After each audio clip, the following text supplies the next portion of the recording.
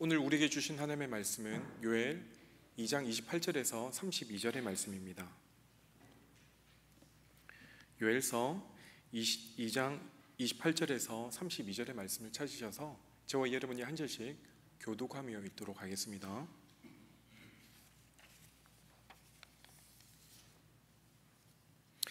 그 후에 내가 내 영을 만민에게 부어 주리니 너희 자녀들이 장래일을 말할 것이며 너희 늙은이는 꿈을 꾸며 너희 젊은이는 이상을 볼 것이며 그때에 내가 또 내 영을 남종과 여종에게 부어줄 것이며 내가 이적을 하늘과 땅에 베풀리니 곧 피와 불과 연기 기둥이라. 여호와의 크고 두려운 날이 이르기 전에 해가 어두워지고 달이 핏빛같이 변하려니와. 함께 읽읍시다. 누구든지 여호와의 이름을 부르는 자는 구원을 얻으리니 이는 나 여호와의 말대로 시온산과 예루살렘에서 피할 자가 있을 것이며 남은 자 중에 나 여호와의 부름을 받을 자가 있을 것임이니라. 아멘. 오늘 저는 요엘서 22장의 말씀을 통하여 내 영을 만민에게라는 제목으로 말씀을 잠깐 생각해 보기를 원합니다.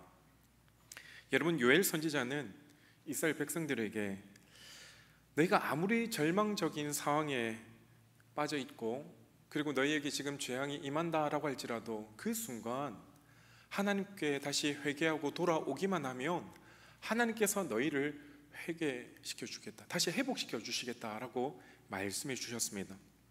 비록 지금 이스라엘 땅이 메뚜기 때의 재앙으로 말미암아 완전히 황폐화되어져 있고 또한 국가가 정치, 경제, 사회, 문화, 종교적으로 완전히 무너졌다라고 할지라도 우리 하나님께서는 무에서 유를 창조하시고 또한 흙으로 사람을 빚으신 창조주 하나님이기에 그분 앞에 다시 회개하며 나오기만 하면 하나님께서 그들을 다시금 회복시켜 주시겠다라고 약속했다는 것이죠. 이것이 바로 지난주까지 우리에게 주신 말씀입니다. 그리고 이어지는 오늘 본문 말씀은 지금까지 이야기했던 것들을 종합하면서 이스라엘 백성들이 어떤 태도로 과연 이 여호와의 날을 기다리며 준비해야 될지에 대해서 우리에게 말씀을 준다라고 할 수 있습니다. 분명 하나님을 떠난 이스라엘 백성들은 이 하나님의 심판을 분명히 받을 수밖에 없는 상황 가운데 놓여 있지만 그 가운데 회복의 은혜가 있다는 사실을 기억하며 소망을 품고 거룩한 백성이 마땅히 가져야 될 태도를 끝까지 견지하는 것, 이건 너무나도 중요하다라는 것이죠. 그런 의미에서 볼 때 오늘 우리가 읽었던 이 요엘서의 이 말씀은 참 신약 시대에도 많이 인용되어지는 말씀이고 특별히 성령 강림 사건에 대해서 반드시 이 요엘 선지자 이야기를 참 많이 거론한다라고 할 수 있습니다. 그러기에 이 성령 강림 사건은 크게 두 가지 사건을 예언해 주고 있는데 그 중에 하나가 뭡니까? 바로 구약 시대 이스라엘 백성들이 지금껏 범죄의 자리에 있긴 하였지만 성령의 역사심으로 인하여 그들이 회개하고 새롭게 될 것임을 하나님께서 그들에게 예언해 주신 말씀이고, 또 하나는 신약교회와 성도들에게 부어주실 성령에 대한 예언이라고 할 수 있습니다. 그러기에 오늘 우리가 읽었던 요엘서 2장 28절에서 32절은 구약에 있는 성도들에게 주신 말씀이기도 하지만 오늘 우리에게 주시는 그 성령 강림에 관한 부분들을 말씀하고 있다라고 할 수 있는 것이죠. 실제적으로 역사적으로 보면 범죄한 이스라엘 백성들은 하나님의 징계와 심판을 받아서 바벨론에 의해서 포로로 끌려가게 되었습니다. 그들은 포로로 끌려가는 그 자리에서 비로소 자신들의 잘못을 깨닫게 되고 하나님 앞에 회개하게 되었습니다. 그런데 그들의 마음이 회개케 되었던 이유가 무엇입니까? 바로 하나님의 영이 그들 가운데 임하여 짐으로 말미암아 우리가 정말 하나님 앞에 잘못했구나, 다시금 회개하고 주님 앞에로 돌아온 것이 마땅했는데 라는 그 마음을 하나님께서 불러일으켜 주심으로 말미암아 그들이 회개할 수 있었다는 겁니다. 아마도 요엘 선지자와 이스라엘 백성들은 이러한 의미로 오늘 본문의 말씀을 이해했을 가능성이 클 겁니다. 그런데 하나님은 그 당시 백성들에게만 성령의 임하심을 예언한 것이 결코 아니었다는 것이죠. 분명히 신약을 살아가는 우리들에게도 이 말씀이 성취되어짐을 보아주셨습니다. 바로 예수 그리스도를 통해서 이루신 그 대속의 은혜, 다시 말해 죄와 사망의 저주로 빠져서 영원히 멸망당하여 죽을 수밖에 없었던 우리를 위해서 예수님께서 이 땅에 오셨고, 누구든지 그분을 믿기만 하면 구원을 받아 누리게 해주셨는데, 그 구원받은 이들에게 하나님 반드시 성령을 부어주신다라고 약속했는데, 바로 그것이 바로 요엘 선지자가 미리 우리에게 예언해 주었던 말씀이라는 것이죠. 그러기에 우리가 이 말씀은 신약시대 초대 예루살렘 교회의 태동을 이루었던 그때 당시에 성령 강림 사건에 성취되었음을 분명히 우리에게 보여주고 있습니다. 실제로 사도행전 2장을 보아주면 예수님께서 승천하신 후 제자들이 함께 모여 120명의 성도들이 간절히 기도하며 기다렸습니다. 그들이 왜 마가의 다락방에서 기다렸죠? 다른 것이 아니라 예수님께서 승천하시기 전에 머지않아 얼마 지나지 않아 너희를 위해서 성령님을 보내주시겠다라고 약속했기 때문입니다. 실제로 그들이 간절히 기다리며 기도하는 가운데 그들 가운데 성령이 임하여졌고, 성령 충만을 그들 모두가 경험케 되어졌다라는 겁니다. 그래서 사도행전 2장 16절에서 21절을 보면 사도 베드로가 그들이 경험한 성령 강림과 성령 충만에 대해서 요엘 선지자의 예언이 오늘 우리에게 성취되어졌음을 많은 사람들에게 이야기해 주었다는 것이죠. 하나님은 요엘 선지자를 통해서 분명 만민에게 하나님의 영이 부어질 것을 말씀했는데, 오늘 우리 가운데 그런 놀라운 역사가 임하여졌다는 것을 바로 요엘서 2장의 말씀을 통해서 사도 베드로가 이야기를 했던 것이죠.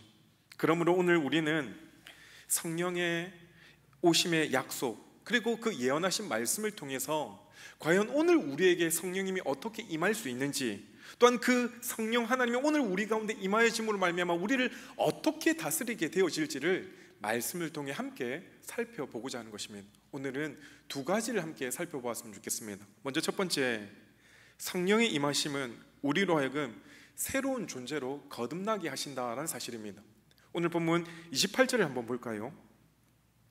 그 후에 내가 내 영을 만민에게 부어주리니 너희 자녀들이 장래 일을 말할 것이며 너희 늙은이는 꿈을 꾸며 너희 젊은이는 이상을 볼 것이며.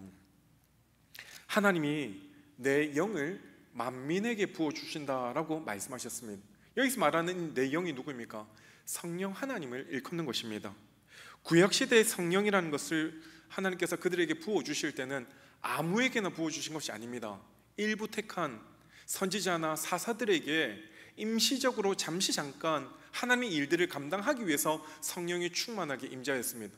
예를 들어 우리가 사사시대를 살펴보면 삼손이나 입다, 그 사람들이 평소에는 자기 일들을 하다가 어려운 일을 당할 때 하나님의 영이 그들 가운데 충만히 임재하였을 때 놀라운 일들을 감당했던 것이죠. 그런데 그래서 대부분의 백성들은 이 성령의 임재, 성령의 경험하심들을 구약 백성들은 몰랐다는 것이죠. 그런데 이제 하나님은 정하신 때가 되어지면 특별한 일부 사람만이 아니라 하나님의 택한 모든 백성에게 성령을 부어주시고 성령의 역사하심을 그들 모두에게 경험케 해주시겠다라고 약속해 주셨습니다. 그런데 그 성령을 부어주실 때는 성별이나 나이, 신분이나 출신에 상관없이 예수 그리스도를 그저 구주로 믿기만 하면 하나님의 영인 성령을 부어주시고 새로운 존재로 거듭나게 해주시겠다라고 오늘 우리에게 말씀하고 있는 것입니다.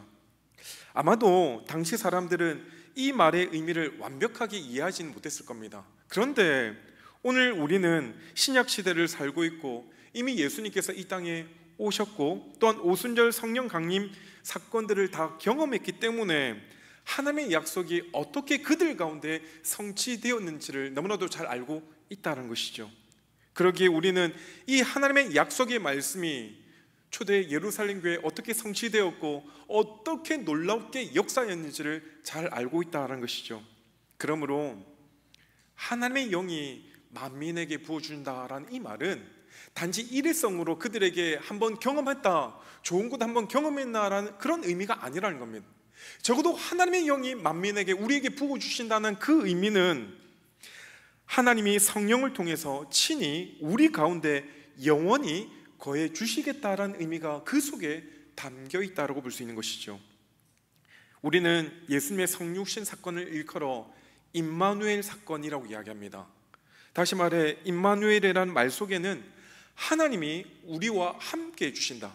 임마누엘의 뜻이 그거 아닙니까?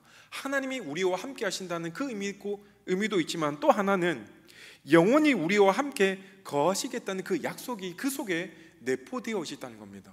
그러니까 예수님의 성육신 사건은 하나님이 우리와 함께 하시는 것을 실제적으로 우리 눈에 보여준 사건인데, 그것이 하나님이 우리와 함께 하시고 또한 우리 가운데 거하신다는 것이 그 속에 담겨 있다는 겁니다.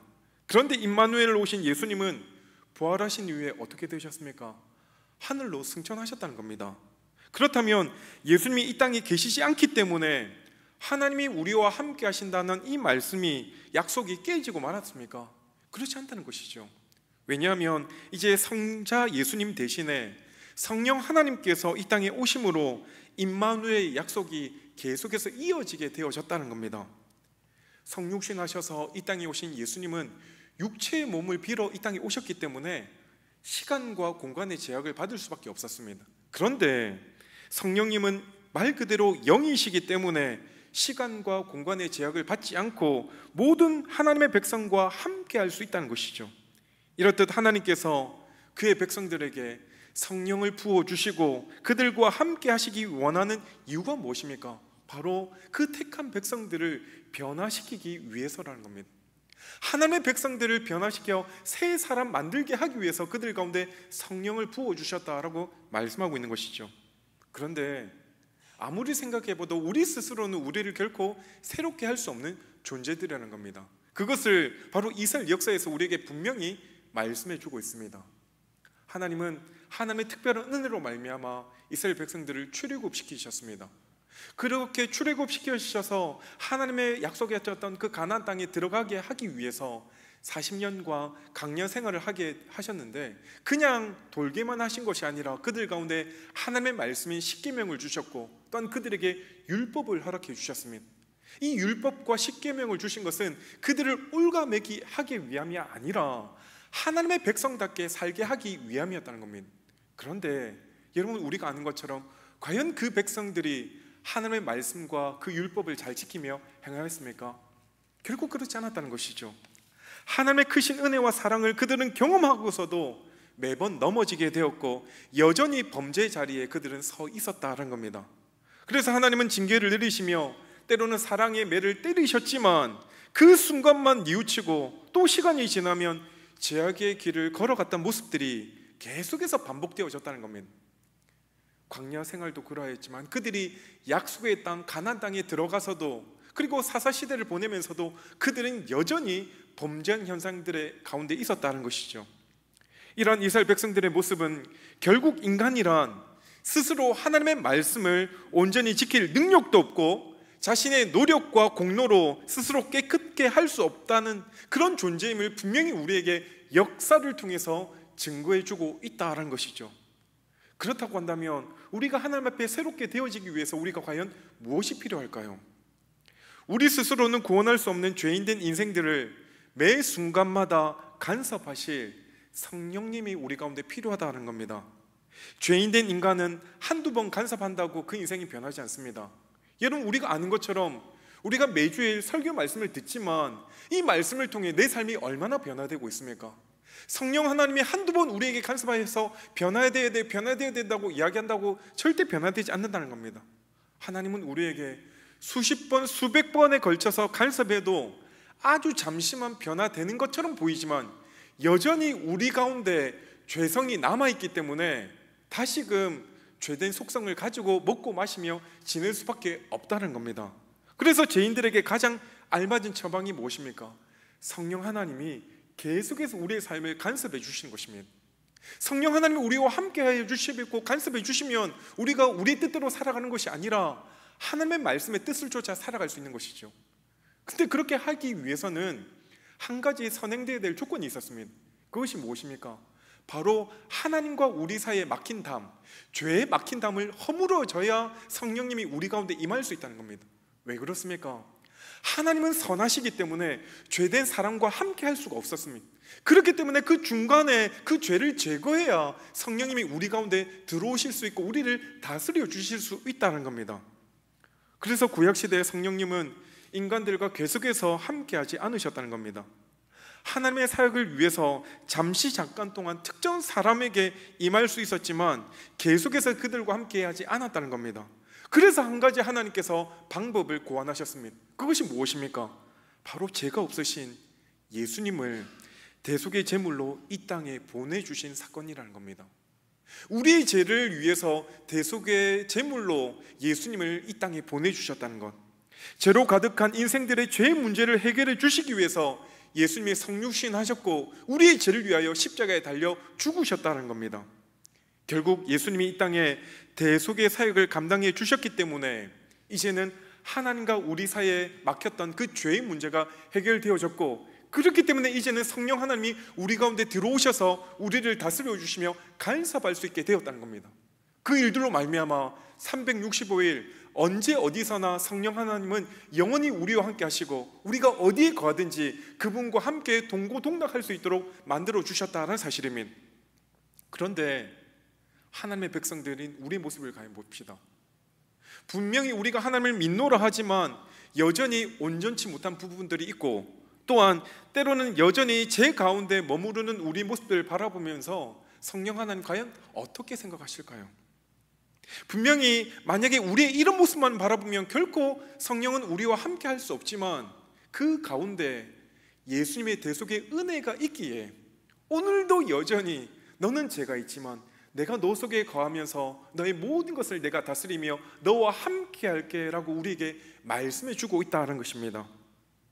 이처럼 우리 가운데 하나님은 하루 이틀만 함께 하는 것이 아니라 영원토록 함께 하신다라고 약속해 주셨다는 것이죠. 이렇게 성령이 그들에게 부어주고 하나님이 그들과 함께 할 때 어떤 일이 일어난다라고 이야기하십니까?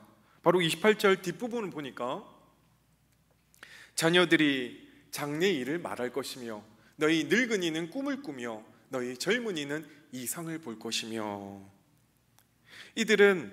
이들이 경험케 되어지는 일은 결코 평범한 일이 아니라는 겁니다.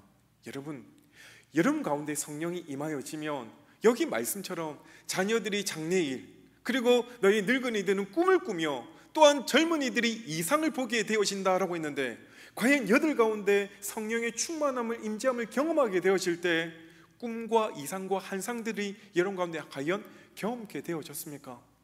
이런 일반적이 아닌 특수한 일들이 우리 가운데 과연 경험되어졌던 일들이 과연 얼마나 있습니까? 하나님은 하나님의 택하신 백성들, 어린아이부터 출발하여 청년과 장년과 노년에 이르기까지 성령을 그들에게 부어주시고 그들에게 새 생명을 허락해 주시고 새로운 존재를 만들어 가시겠다라고 다짐하고 계시다는 겁니다.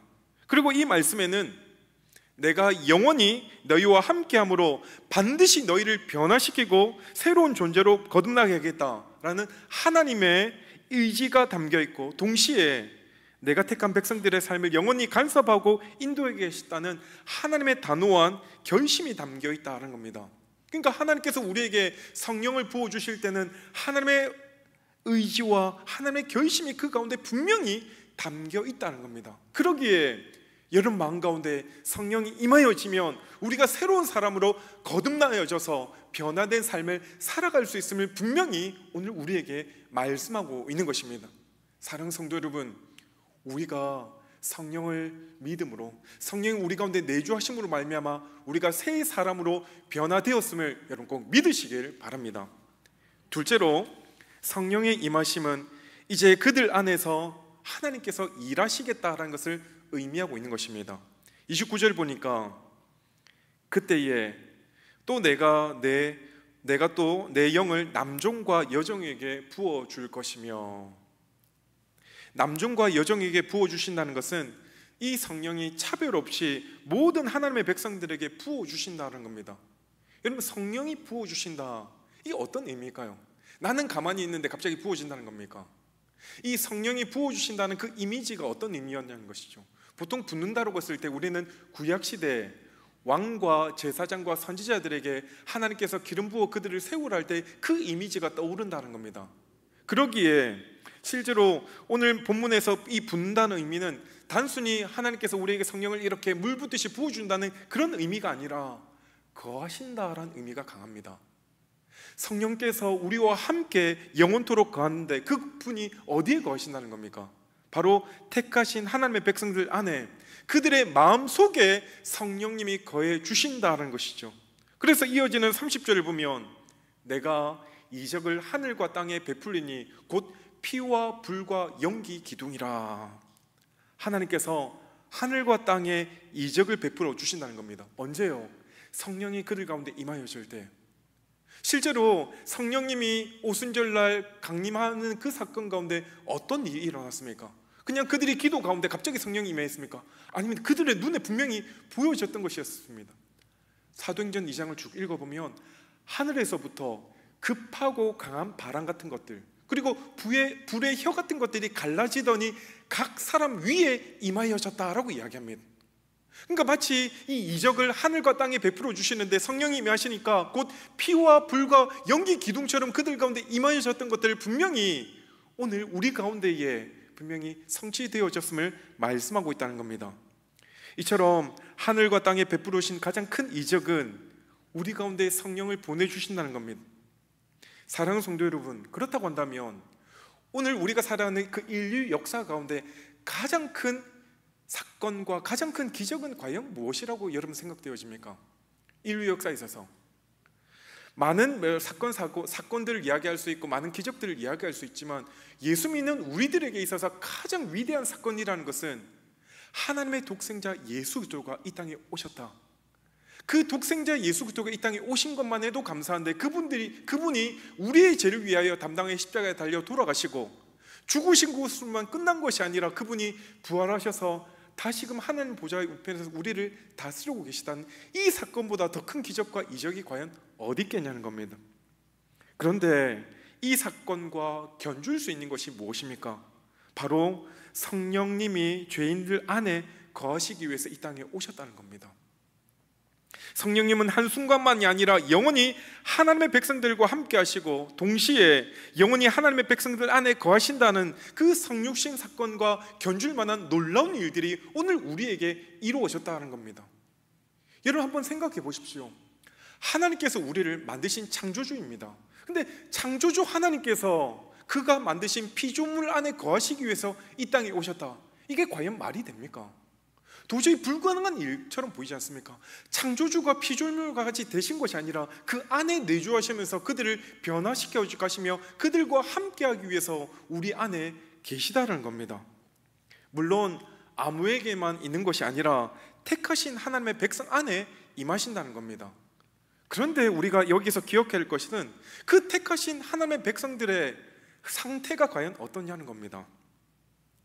온전히 성화되지 못한 상태이고 또한 예수를 구주로 고백하였지만 여전히 우리는 죄를 밥 먹듯이 짓는 연약한 존재들이라는 겁니다.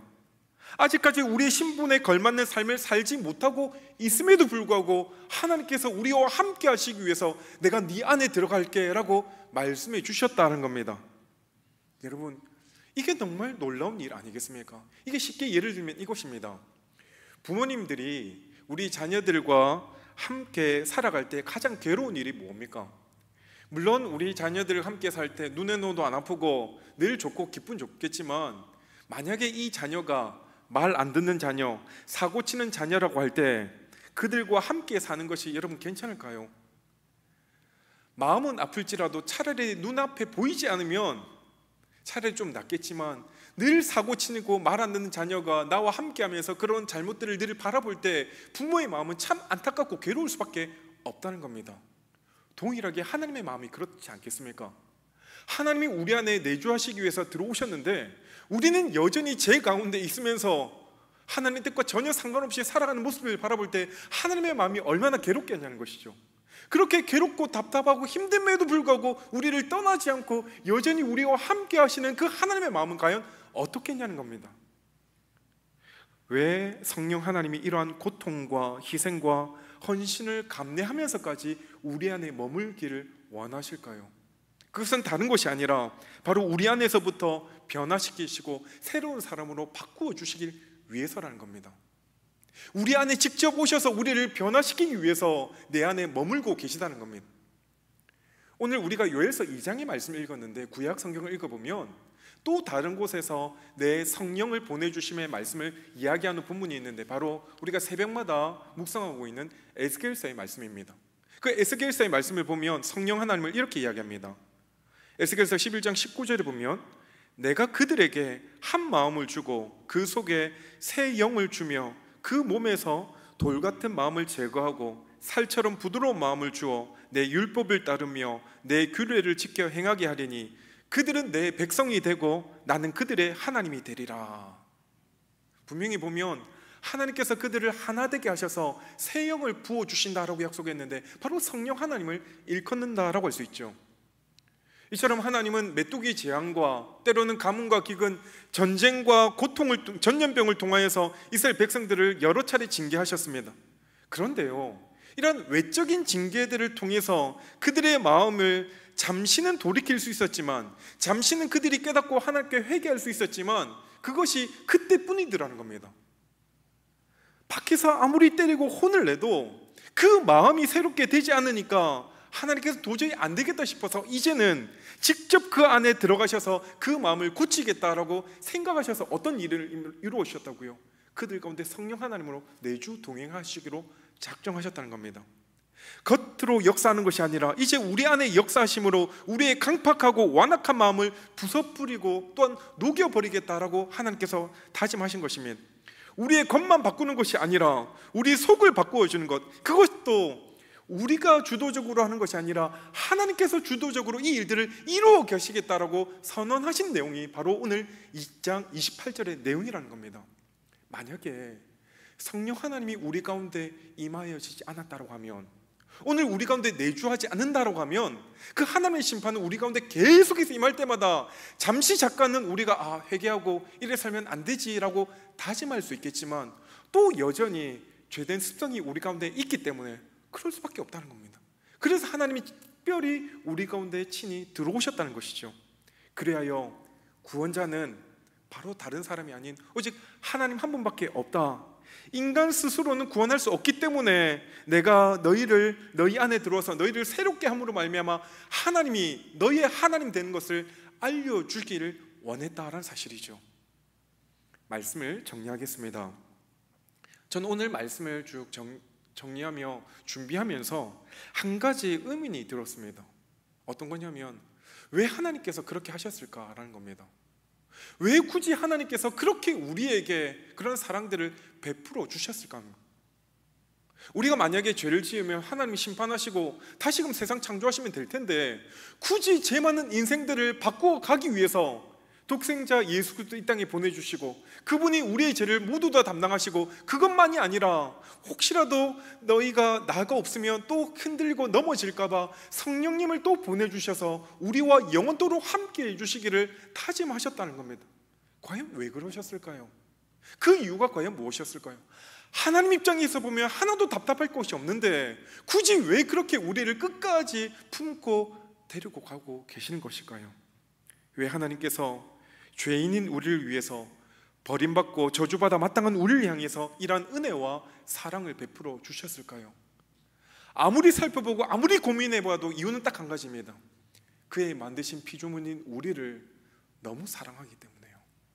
우리를 너무 사랑하기 때문에 때로는 때리고 징계해서라도, 아니 그렇게 해서 도저히 안 되니까 그 마음에 직접 들어가셔서 그 마음을 다스려서 새로운 사람으로 변화시키게 하기 위해서 성령님이 오늘 우리에게 내주해 주셨다라는 겁니다.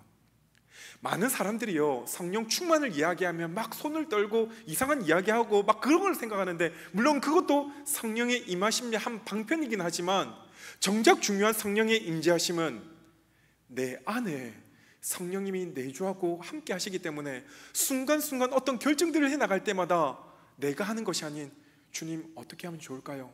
어떻게 하는 것이 옳습니까? 주님, 나는 부족하고 나는 연약하고 내 지혜가 부족하니까 알려주세요. 묻고 답하며 새롭게 변화되어 그 가정들, 이게 바로 성령님이 내주하시는 모습의 한 방편일 수 있다는 겁니다. 그러므로 사랑하는 성도 여러분, 우리는 받을 만한 자격이 하나도 없는데 하나님이 먼저 나를 위해 모든 것을 희생하셨고 모든 것을 주시기까지 사랑했다라는 그것들을 우리가 결코 잊지 않을 수 있었으면 좋겠습니다. 그렇다고 한다면 그 하나님을 위해서 성령 하나님이 내 안에 내주하시기 때문에 우리가 해야 될 것들이 과연 무엇일까요? 그 하나님께 감사하며 찬양하며 영광을 올려드리는 것, 이것이 우리가 할 수 있는 최선이고 최고의 방법인 줄 믿습니다. 그러므로 시작되는 한 주간도 정말 하나님께서 우리와 함께 하시기 위해 성령을 우리에게 보내주시고, 그 성령님께서 그냥 밖에 계신 것이 아니라 우리 안에 계셔서 나를 날마다 변화시켜 주신 것을 감사한 마음으로 오늘 또 그리고 이번 한 주간도 주님과 동행하며 그분의 뜻대로 살아갈 수 있는 저와 여러분의 삶이 되어지기를 주의 이름으로 간절히 축원드립니다. 아멘. 이 시간 우리 함께 주신 말씀을 기억하며 준비한 예물을 드릴 때 내게